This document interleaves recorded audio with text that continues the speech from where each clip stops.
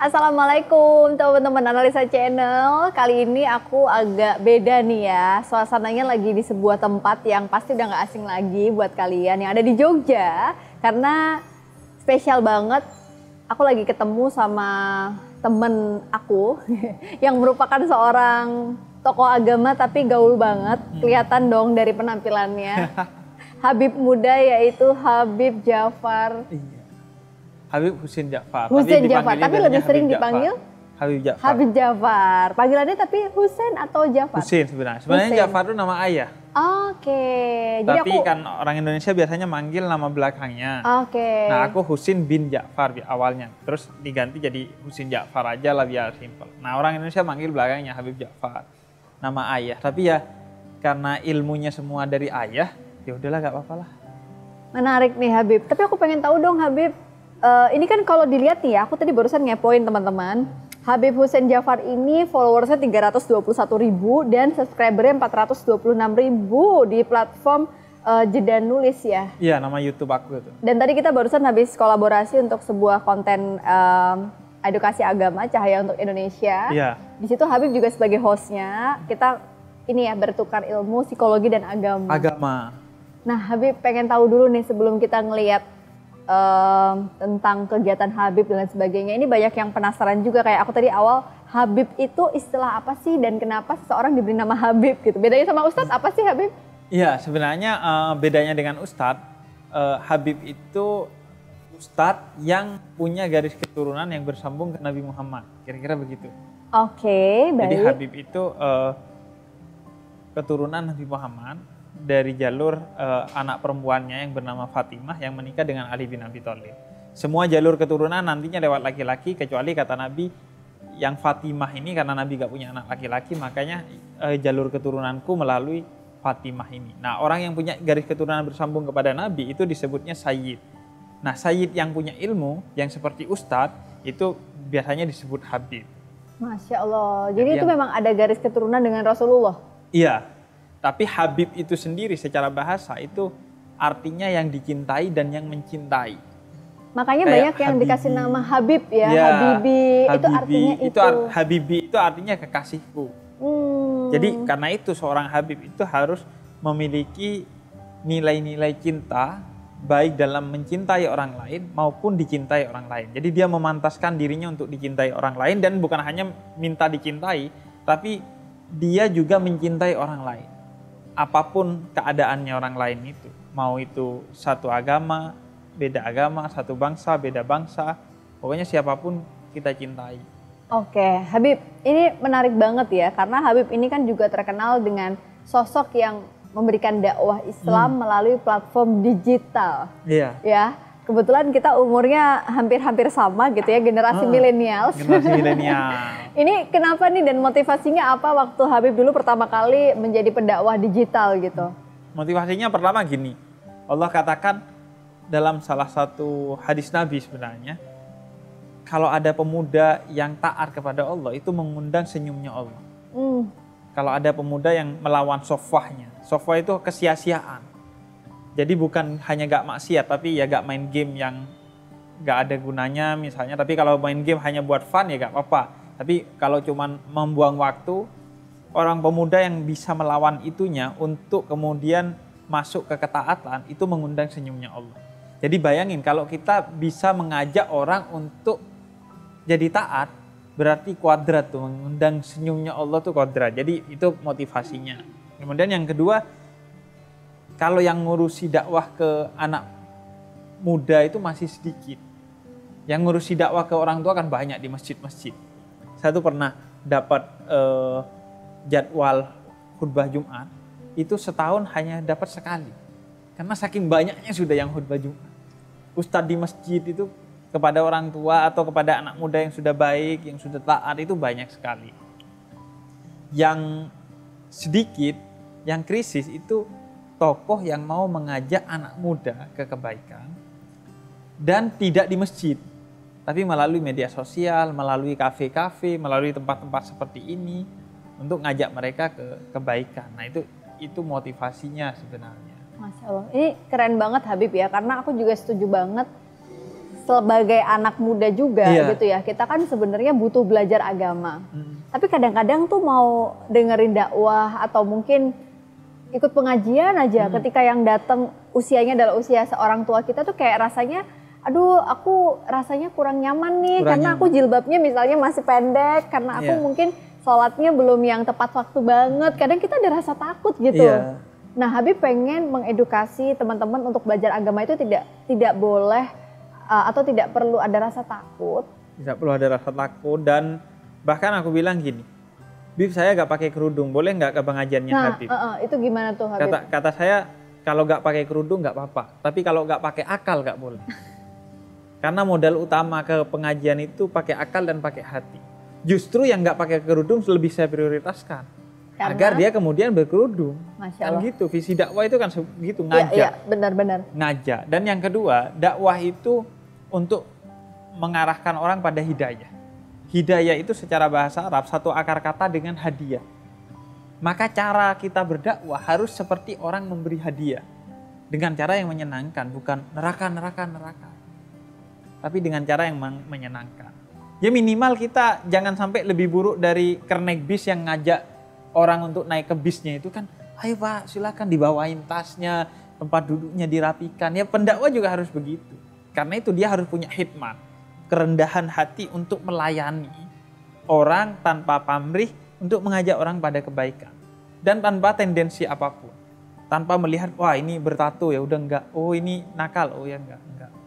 Sekaligus juga memberi ruang bagi anak muda, karena kalau anak muda tadi Mbak Ana cerita di masjid itu jangankan ilmu agamanya ya, kalau temanya pasti kadang nggak kena ke anak muda. Karena temanya anak muda kan beda dengan temanya orang tua. Bahasanya juga nggak kena. Curiosity atau keingintahuannya juga beda. Gitu kan. Bahkan humornya juga humor bapak-bapak komplek itu nggak cocok dengan anak muda. Bahkan.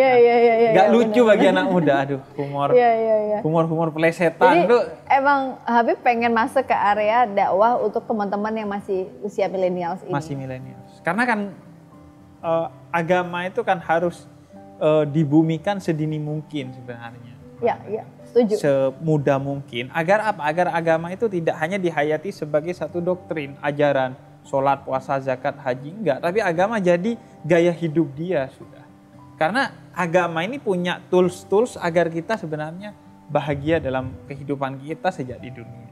Dan psikologi juga kan sebenarnya gitu kan. Iya, harusnya dibumikan kan. Bahasanya tuh yang mudah dipahami dan orang tuh bisa langsung nangkep, dan yang paling penting kan sebenarnya tujuan kita mengedukasi itu orang bisa terinfluence atau terpengaruh gitu ya Habib ya. Jadi harapannya Habib justru melalui dakwah ini orang bisa menjadi dampaknya positif untuk diimplementasikan, gak cuma masuk kuping kemudian keluar lagi gitu ya Habib ya. Dan gak cuma memperbaiki dari gak sholat jadi sholat, dari gak sedekah jadi sedekah. Gak cuma hanya memperbaiki. Tapi memperbaiki pola pikir dia, memperbaiki pengelolaan hati dia, memperbaiki cara dia melihat orang yang berbeda, dia mindset, melihat orang yang buruk, tapi dengan penglihatan cinta. Jadi lebih ke semua hal itu yang ingin dirubah. Aku penasaran ya Habib, terkait sama tantangannya kan pasti banyak ya Habib, memberikan dakwah di era media digital ini gitu. Ketika semua orang dengan keterbukaan informasi ini tuh kita jadi lebih mudah menyerap banyak ilmu. Ibaratnya dakwah pun nggak cuma dari satu platform, tapi banyak platform. Dan akhirnya ini diperlukan kemampuan tadi nih, pola pikir atau kemampuan memfilter dengan kritis pemahaman mana yang bisa dia yakini sebagai sebuah kebenaran. Boleh nggak ada penjelasan dari agama gitu? Kalau di psikologi disebutnya critical thinking gitu ya Habib ya. Tapi menurut Habib penting nggak sih ketika teman-teman sekarang melihat dakwah di mana-mana ini juga perlu menggunakan critical thinking, dan secara pendekatan agamanya seperti apa? Iya, sebenarnya critical thinking itu adalah ciri utama agama, baik Islam, Kristen maupun Yahudi. Karena kenapa? Karena critical thinking itu dibawa pertama kali oleh Nabi Ibrahim, di mana itu dikisahkan dengan detail sekali di dalam Al-Quran. Bagaimana Nabi Ibrahim itu sangat kritis, bahkan dalam perkara-perkara ketuhanan. Kata Nabi Ibrahim dulu, orang itu nyembah matahari. Kemudian kata Nabi Ibrahim, kalau kamu nyembah matahari, siang doang, malamnya kemana Tuhan kamu? Oh iya, ya udah saya nyembah bintang dan bulan. Kemudian kalau nyembah bintang dan bulan, siangnya siapa yang melindungi kamu? Karena gak ada Tuhannya siang. Oh ya udah, kalau gitu saya nyembah matahari, bintang dan bulan. Masa Tuhan ada dua gitu? Pengambil keputusan utamanya siapa? Jadi mengajak orang untuk kritis tentang ketuhanan, tentang keberagamaan, dan tentang segala sesuatu terkait dengan agama. Makanya kalau nilai kritis itu hilang dari agama, dia menghilangkan pondasi utama agama, baik itu Kristen, Yahudi maupun Islam. Jadi justru harus dikritis. Mau omongan itu dari ustadz manapun, harus dikunyah dulu, jangan langsung ditelan. Karena problem agama itu, pengajaran agama itu biasanya dogmatis. Nanya kita kenapa begini, maksudnya apa nanya? Kamu nentang Quran, kamu nentang hadis. Betul. Makanya salah satu pendekatanku adalah rasional, menjelaskan aspek-aspek rasional atau aspek-aspek ta'akuli kalau dalam bahasa agamanya. Dari agama itu sendiri, sehingga orang menerima agama itu bukan sebagai satu ketentuan yang wajib, tapi memang dengan kesadaran, oh iya karena memang ini yang terbaik. Aku suka banget statementnya Habib yang tadi nih, bahwa tujuan dakwah itu bukan hanya sekedar kita yang tadinya nggak sholat jadi sholat, yang tidak berhijab jadi berhijab, tapi lebih ke mindset dan belief system gitu ya. Belief system. Boleh tahu nggak Habib, bagaimana pendekatan Habib nih yang digunakan gitu ya, sehingga bisa mengubah belief system orang untuk bisa meyakini bahwa belajar agama itu bukan sebuah aturan dogmatis yang harus begini-begini. Jadi kan kita nggak perlu takut, tapi ini adalah sesuatu yang memang menjadi kebutuhan dan curiosity kita untuk memahami agama dengan lebih baik. Boleh cerita nggak Habib? Mungkin gimana sharingnya? Kan Habib juga suka nulis ya. Habib juga suka sharing di beberapa platform, dan tadi juga Cahaya untuk Indonesia juga gitu. Seperti apa sih pendekatan yang tepat gitu? Karena kalau dari psikolog sendiri kita ya dengan bahasa yang tidak menakut-nakuti salah satunya gitu. Kalau Habib sendiri bagaimana selama ini?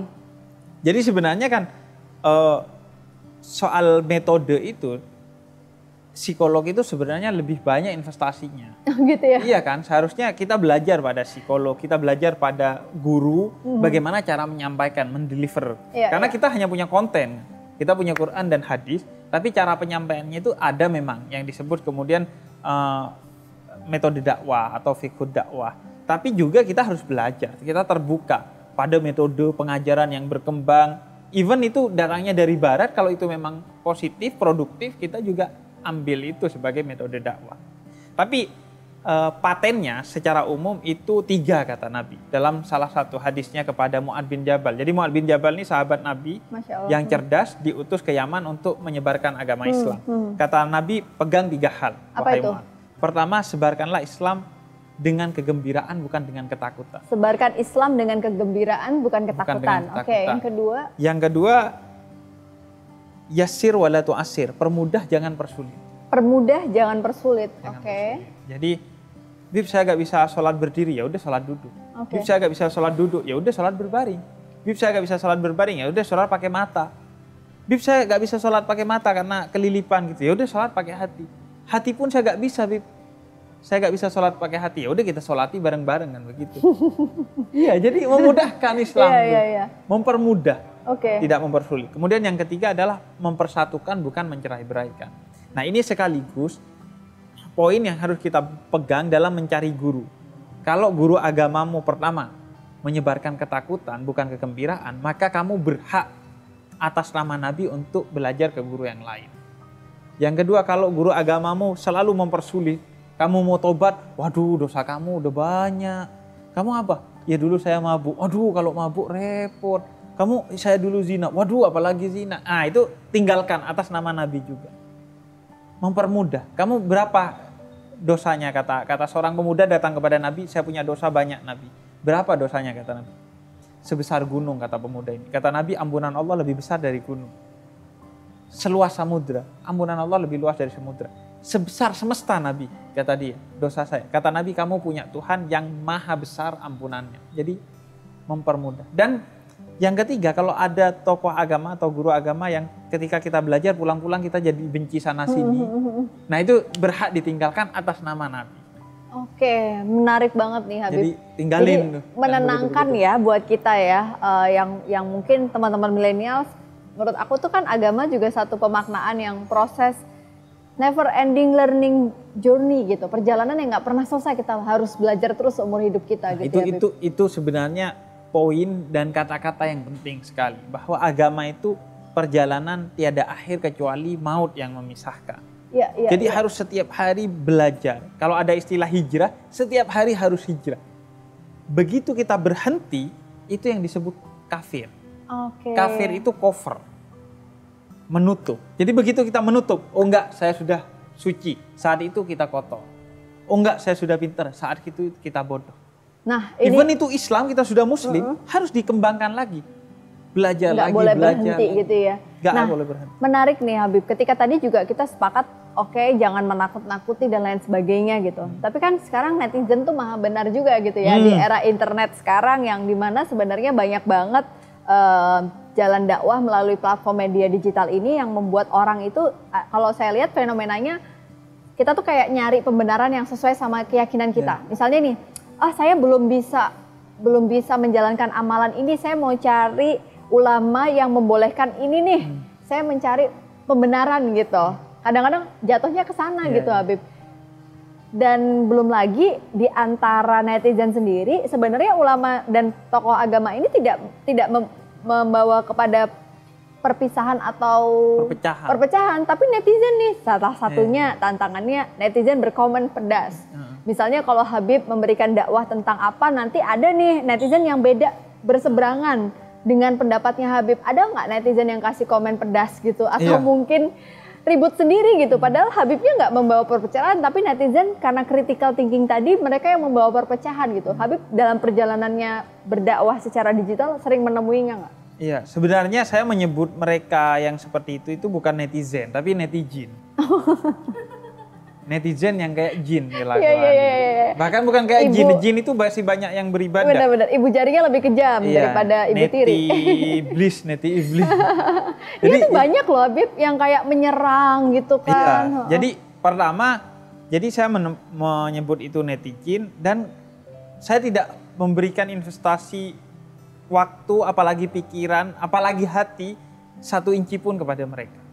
Jadi nggak boleh kebawa perasaan. Iya, anjing caranya menggonggong, gimana tuh Habib? Anjing menggonggong kafilah berlalu. Kalau kita gonggongin balik, anjingnya jadi 2 ntar. Iya. Tapi pernah ngadepin gitu Habib? Pernah ngadepin gitu ya. Terus? Aku memanfaatkan fitur blokir sebenarnya. Kalau memang nggak bisa didiskusikan, aku sayang pada diriku sendiri, pada kesehatan mentalku, maka aku blokir gitu. Nah, Habib, menarik banget nih pertanyaan tadi terjawab dengan sangat tepat, dan aku kayak ngerasa kadang-kadang juga ada di posisi itu gitu ya. Biarkan saja anjing menggonggong, kafilah tetap berlalu, yang penting nawaitunya gitu. Iya, nawaitunya. Nah, sekarang gimana nih Habib, ketika kita sebagai follower, sebagai subscriber, sebagai netizen, supaya nggak jadi netijin? Pertama, Allah bilang, ya ayyuhalladzina amanu in ja'a fasikan binaba'in fatabayyan. Jangan percaya kepada hoax. Harus critical thinking-nya tadi ya digunakan. Dengan berbagai hal, intinya mawas diri pada hoax. Jadi kita itu muslim dididik untuk hakul mubin. Kita seorang muslim itu dididik untuk hakul yakin. Percaya kepada yang benar. Bukan hoakul yakin. Bukan percaya kepada hoak. Jadi apa yang benar baru kita percaya. Karena itu kata Allah, setiap dapat berita, pertama itu tabayun. Verifikasi dulu beritanya. Kalau setelah sudah diverifikasi, kemudian klarifikasi ke orangnya langsung. Benar nggak kamu bicara begini? Dan yang ketiga, kalau nggak bermanfaat, walaupun itu benar, ya nggak usah disebarin. Kalau memang nggak ada manfaatnya. Karena manusia itu harus baik, dan sebaik-baiknya manusia adalah yang bermanfaat bagi orang lain. Khairun nas anfa'uhum linnas, kata Nabi. Jadi kalau nggak bermanfaat, walaupun itu benar, nggak ada maslahatnya, nggak ada kebaikan bagi orang, ya udah, nggak usah dilanjutkan. Ya. Karena itu bahaya banget. Imam Bukhari itu mengumpulkan 600.000 calon hadis, 600.000 kata-kata yang kalimat-kalimat yang disebut hadis. Ternyata sisanya 2.700. Jadi yang ratusan ribu itu semua bohong. Jadi dari sejak zaman dulu. Sudah ada sebenarnya hoax itu ya. Dan kematian Sayyidina Utsman bin Affan, Khalifah ketiga, itu kan menjadi simpang siur. Dan akhirnya umat Islam saling bunuh satu sama lain karena hoax tentang siapa pembunuh Sayyidina Utsman itu. Dan yang saling bunuh itu orang-orang besar di Islam pada saat itu. Jadi pertama ya jangan percaya hoax, selalu verifikasi, jangan menyebarkan sesuatu yang tidak ada manfaatnya. Dan yang juga penting dalam bermedia sosial itu tadi critical thinking. Selalu kritis dalam melihat segala sesuatu dan berorientasi untuk menjadikan media sosial itu ya ladang amal gitu. Bukan sekedar buat main-main aja, enggak. Apalagi kalau jadi tempat menebar hoax, kebencian dan lain sebagainya sudah pasti enggak. Wow, Masya Allah, ini menarik banget ya Habib, karena artinya critical thinking itu kan kita bertabayun. Mempertanyakan lagi kebenarannya. Kalau dalam Islam tadi Habib mengatakan itu tabayun. Iya. Jadi kalau netizen tidak punya akses untuk tabayun dengan sosok yang dia follow, artinya apa yang harus dilakukan supaya hatinya bersih gitu Habib. Karena gini nih, kadang-kadang kalau orang lagi kecewa, orang lagi sedih, orang lagi baper, itu ada aja mencari kesalahan dan bagaimana caranya mengembalikan ke Allah supaya kita bertabayun sama Allah gitu. Iya.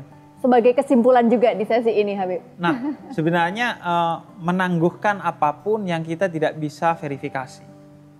Oh kita gak punya akses untuk verifikasi, ya udah kita gak usah ngurusi itu, tangguhkan aja. Tinggalkan saja. Berarti sesuatu itu gak penting. Kalau penting pasti kita akan mengejar untuk ditabayuni, untuk diverifikasi gitu. Kemudian yang kedua, menghadirkan hati dalam bermedia sosial. Ini kan yang hilang dari media sosial itu adalah kehadiran hati. Kita hanya menghadirkan, ya mentok pikiran. Untung-untung nggak nafsu. Bermedia sosial itu untung-untung nggak nafsu. Karena kalau melihat datanya, itu orang Indonesia menurut WR Sosial 2019 itu orang Indonesia rata-rata menghabiskan waktu 8,5 jam. Untuk menggunakan media sosial. Saya curiga kok kayaknya nafsu ya, kalau untuk 8,5 jam media sosial itu kayaknya nafsu. Bahkan bukan pikiran, apalagi hati gitu. Karena kalau orang nggak pakai nafsu seharusnya 3 jam, 4 jam sudah paling cukup. banyak. Iya. Karena kenapa? Karena 8 jam jelas untuk kerja. Betul. Rata-rata ya. Berarti PNS, kemudian kerja, pegawai 8 jam untuk kerja. 8 jam untuk tidur, istirahat. 8 jam untuk medsos, kapan untuk keluarga? Kapan untuk istirahatnya dan lain sebagainya, ibadah gitu ya. Kapan untuk ibadah. Jadi memang kayaknya kita terlalu mengedepankan nafsu dalam bermedia sosial sehingga kemana-mana. Dan akhirnya menjadikan media sosial sebagai tempat mencari pembenaran, bukan kebenaran. That's good point. Dari ini keren banget. Ini keren banget. Bagaimana menggunakan atau menghadirkan hati dalam bermedia sosial sehingga kita bukan lagi mencari pembenaran, tapi mencari kebenaran. Dan karena memang algoritma media sosial itu kan ngarahkan ke sana. Iya, betul. Jadi nafsu itu tadi jatuhnya kalau nggak pakai hati ya. Kita misalnya kita di posisi kiri atau kanan. Sekali kita buka informasi tentang kanan atau kiri, maka muncul. Algoritma akan menggiring kita semakin ke kanan atau semakin ke kiri. Jadi itu apa yang diwaspadai. kita follow, apa yang kita asup itu benar-benar harus bisa membuat ranah hati kita juga positif. Iya. Itu ya Habib ya. Dan ini saya suka bilang, kamu ini diciptakan sebagai hamba yang merdeka oleh Tuhan, maka berdaulatlah dalam segala hal. Jangan mau ke distract algoritma, jangan mau ke distract omongan orang. Enggak, kita mengambil segala keputusan karena kedaulatan diri kita, bukan karena apapun. Kalaupun mempertimbangkan diri yang lain, iya sebagai pertimbangan, tapi bukan yang kemudian menyebabkan kita memilih sesuatu karena itu. Karena bahkan orang tua pun enggak gitu. Kita dilarang dalam agama memilih sesuatu yang vital karena orang tua. Oh milih jodoh karena orang tua. Oh milih agama apalagi karena orang tua. Oh milih ini itu karena orang tua. Enggak. Kebahagiaan itu tidak berarti kamu menggadaikan kebahagiaanmu demi kebahagiaan orang tuamu. Kebahagiaan yang sejati itu kamu bahagia bersama orang tuamu. Bukan salah satunya mundur. Dan jadi menurut aku itu sih poinnya yang sangat menarik banget nih Habib. Wow, ini memerdekakan diri dan kebahagiaan kita tidak tergantung oleh sikap maupun kebahagiaan orang lain. Iya, nggak terganggu. Orang kita kan banyak yang terganggu ngelihat ya. orang senang, senang ngelihat orang lain susah. Supaya kalian nggak senang lihat orang lain susah dan susah lihat orang lain senang, jangan lupa subscribe dulu ya YouTube-nya Habib, karena Habib ini aku lihat nggak dimonetize ya Habib, nggak ada iklan sama sekali. Nggak ada, karena ayahku sering bilang jadi tokoh agama itu kalau nggak bisa ngasih amplop minimal nggak nerima amplop. Masya Allah, itu keren banget Habib. Jadi follow langsung, subscribe, follow dulu Instagramnya Habib Hussein Jafar ya. Tapi kalau untuk YouTube-nya ada di Jeda Nulis. Dan Cahaya untuk Indonesia. Tadi barusan kita kolaborasi ya. Iya, kita aku, kolaborasi. Sebagai narasumber di Cahaya untuk Indonesia. Aku belajar psikologi dari Mbak Ana. Masya Allah, sama-sama ya Habib belajar. Iya, dan ya kalau ada yang bisa aku bagiin juga aku bagiin. Dan Siap. memang semangat kita dalam hidup tuh harus saling belajar. Betul, jangan betul menutup banget. diri dan jangan sok tahu tentang semua hal seperti netizen tadi. Ntar kapan-kapan gantian nih ke Jeda Nulis nih kita kolaborasi ya. Boleh tuh. Kita mungkin by Zoom kalau nggak bisa ke Jogja ya. Iya, by Zoom, minimal by Zoom. Oke, Habib, thank you banget teman-teman yang udah nonton sesi ini. Semoga bermanfaat buat kalian dan jangan lupa subscribe Analisa Channel. Dan kira-kira apa sih komentar positif kamu dari tayangan ini, dan sebarkan sebaik-baiknya kalau emang video ini positif buat kamu. Banyak banget sih insight-nya, aku jadi banyak reminder nih ngobrol bersama Habib Muda, seorang tokoh agama yang menurut aku menyampaikannya dengan sangat menyenangkan dan menenangkan. Sukses dan sehat Terima selalu kasih, Habib. Mbak Ana. Ini kita sudah sama-sama melalui proses pemeriksaan kesehatan yang menggunakan prokes ya. Iya, Insya Allah prokes, semoga pakai sehat. masker, Habib pakai juga semua. jaga jarak, dan ini kita sengaja pilih yang open space nih teman-teman ya. Buat kamu di rumah jaga kesehatan dan jaga kondisi pandemi ini semoga segera berakhir. Thank you, bye-bye, assalamualaikum.